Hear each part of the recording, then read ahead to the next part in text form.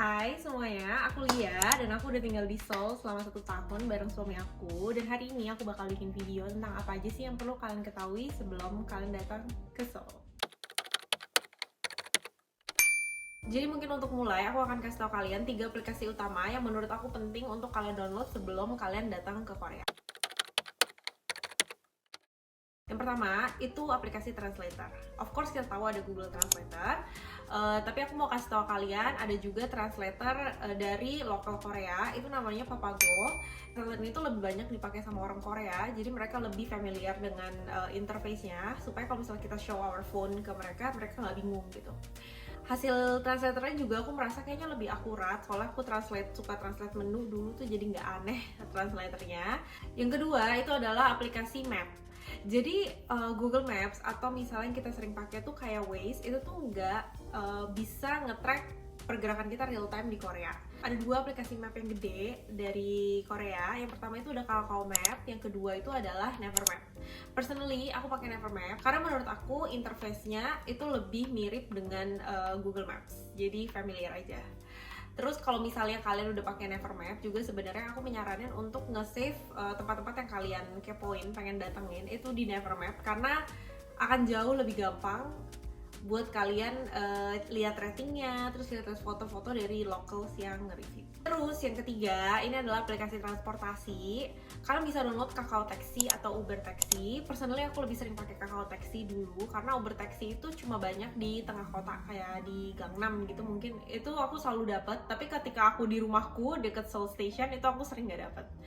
Nah, untuk aplikasi yang Kakao Taxi ini bisa kalian pakai kayak ride-hailing biasa aja.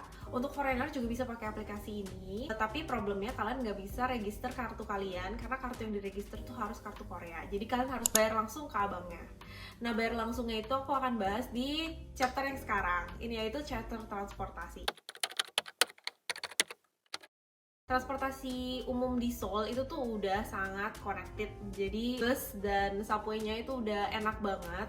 Dan kalau misalnya kalian pakai Nevermap, itu kalian bakal langsung dikasih cara yang terbaik, kayak bisa bus and then subway, atau subway atau bus gitu.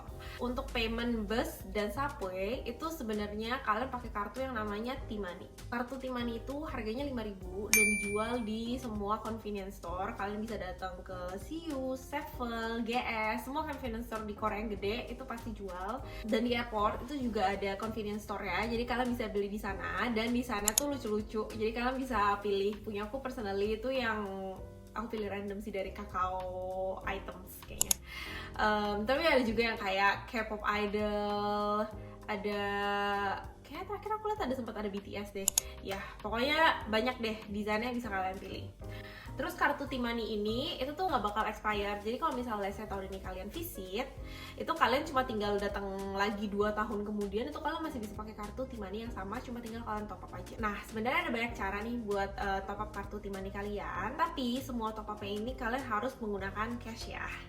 Yang pertama itu kalian bisa top up di subway station. Di subway station itu selalu ada mesin yang lumayan gede gitu, ada menu buat top up T-Money-nya. Nah, nanti kalian cuma tinggal pilih menu top up, terus habis itu kalian masukin uang yang kalian butuhkan untuk top up-nya. Terus cara kedua itu juga kalian bisa top up di convenience store. Jadi kalian nanti tinggal bilang aja kalau kalian mau top up.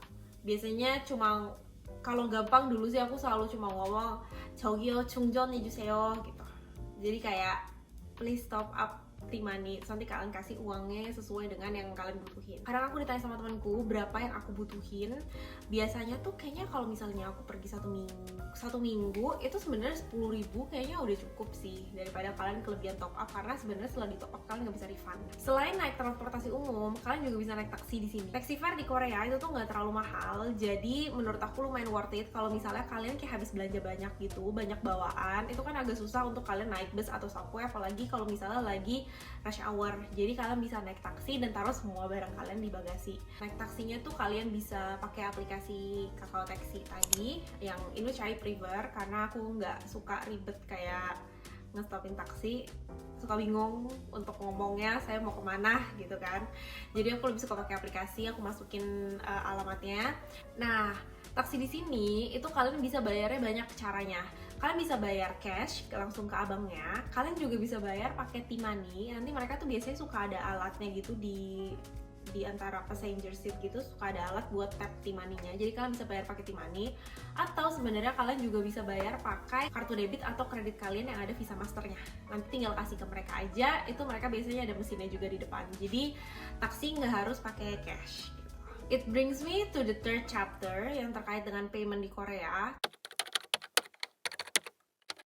Korea ini sekarang menurut aku sangat cashless. Aku aja sendiri jarang banget bawa cash karena most places itu udah pakai kartu, dan sebenarnya karena di Korea itu culture-nya lebih banyak sekarang kayak kios gitu. Jadi kayak kita pesannya pakai mesin instead of ngomong ke orang. Jadi biasanya kita bayar langsung pakai kartu aja. Nah, dan kartu Indonesia itu juga bisa dipakai karena selama ini aku juga masih suka pakai kartu kredit dari Indonesia. Biasanya aku bawa uang itu bener-bener secukupnya buat top up T-money, atau misalnya kalau misalnya aku lagi ke pasar, kalau misalnya aku lagi kayak ke Gwangjang, ke Mangwon, atau aku lagi ke Myeongdong Market, itu baru aku bawa cash. Selanjutnya aku pengen bahas hal yang paling sering ditanya sama semua orang. Kalau ke Korea itu pakai baju apa sih yang cukup?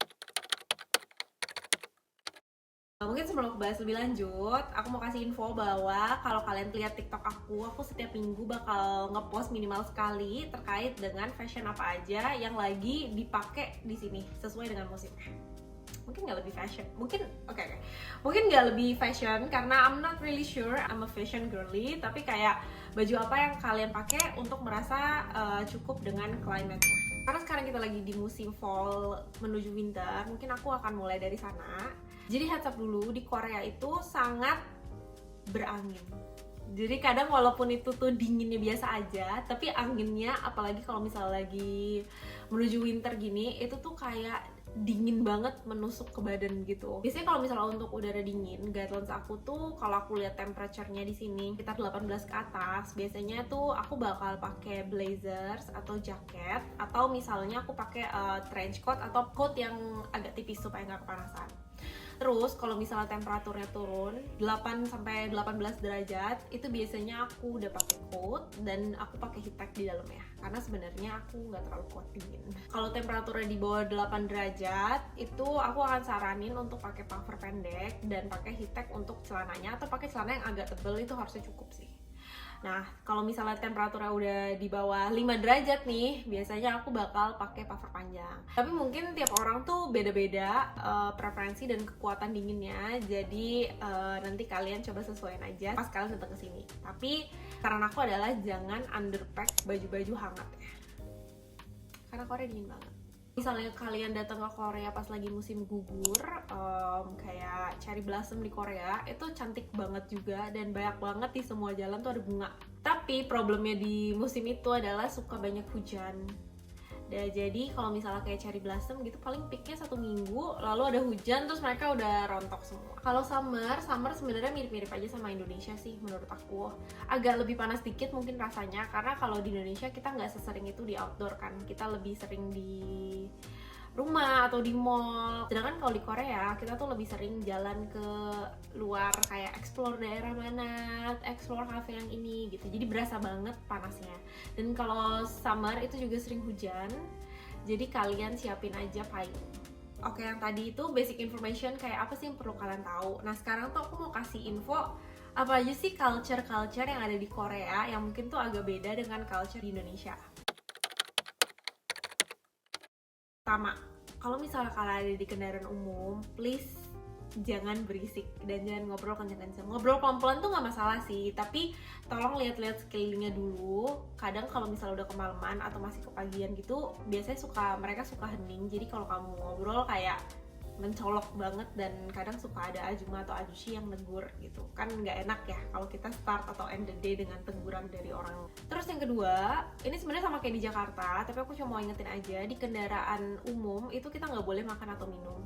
Jadi even di taksi biasanya aku nggak melakukan makan atau minum. Kalau misalnya aku kayak ada bawa takeaway kopi gitu, paling aku cuma kayak bawa gini dan aku tutup. Tapi aku nggak minum sama sekali, karena culture-nya di sini itu adalah menjaga kebersihan ya. Terus kalau di subway dan di bus itu kadang juga aku nggak banyak lihat orang bawa kayak cup gini juga. Soalnya tuh aku sempat lihat ada iklannya, kayaknya mereka tuh takut ini tumpah dan jadi bikin kotor orang atau bikin kotor fasilitasnya. Yang ketiga ini culture-nya yang lumayan penting karena menurut aku lumayan berbeda sama culture kita di Indo. Aku nggak tahu sih apakah aku doang. Tapi kalau di sini setelah kalian makan itu kalian langsung bayar dan pergi dari restorannya.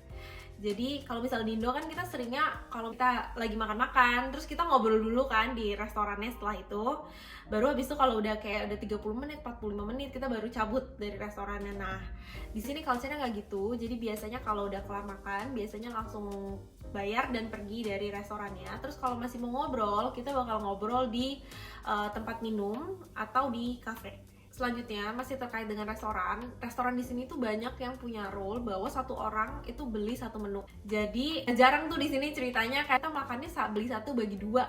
Nggak bisa di sini karena biasanya bahkan mereka tulis itu tertulis atau nanti pelayannya bakal bilang ke kita enggak, ini minimal kita beli dua karena kalian berdua gitu. Jadi take that into consideration aja kalau kalian lagi planning untuk restoran atau cafe yang mau kalian datangin. Selanjutnya ini terkait dengan cafe. Jadi kalau kalian lagi mau datang di cafe dan kalian mau makan di sana, itu kalian biasanya cari tempat duduk dulu, baru kalian pesen ke kasir. Kenapa? Karena sebenarnya cafe di sini tuh biasanya tuh lebih kecil gitu, jadi tempat duduknya terbatas. Dan biasanya kalau misalnya kita belum cari tempat, kasirnya juga bakal nyuruh kita cari tempat dulu aja karena takutnya nggak ada tempat tapi kalian udah order, nanti kan chaos. Dan by the way, di sini tuh nggak jarang untuk orang ninggalin tasnya atau HP atau laptop gitu aja di tempat yang mereka mau dudukin buat jaga tempatnya. Karena di sini tuh lumayan aman. Walaupun aku tetap tidak mensuggest, aku tidak mensuggest kalian untuk meninggalkan barang berharga di tempat tanpa dijaga orang. Tapi kalau misalnya kalian ngeliat, ya jadi kalian aware aja. Di sini di cafe itu biasanya rule-nya adalah kalian pick up makanannya sendiri karena kalian bakal dikasih kayak bell gitu. Ketika makanan udah ready nanti kalian bellnya bakal buzzing, terus nanti kalian ambil sendiri. Terus nanti kalian setelah makan juga harus balikin semua peralatan makan tersebut ke tempat yang udah disediain. Dan culture terakhir yang aku mau kasih tahu adalah ini tuh sebenarnya ada rule baru dari pemerintah, kayaknya udah kayak 2 tahun lalu atau setahun lalu gitu. Jadi restoran itu nggak boleh pakai one time plastik untuk makan di dalam restorannya. Biasanya lebih ke cafe sih. Jadi kalau kalian pesan, kalian pasti ditanya kalau makan di sini apa take away. Walaupun kalian cuma kayak mau nunggu 5 menit atau 15 menit di cafe sebelum kayak mau take out gitu, kalian tetap order aja buat dine in. Terus nanti kalau misalnya kalian mau pergi, kalian minta ke pegawainya untuk take away makanan kalian, itu bisa. Nah, mungkin sekian dulu tips aku di video ini. Kalau misalnya kalian ada pertanyaan atau kayak ada tips lagi yang mau kalian share, boleh tulis di kolom komentar ya. Nanti aku akan coba balas atau aku mungkin bakal bikin video tambahan terkait dengan tips di Seoul.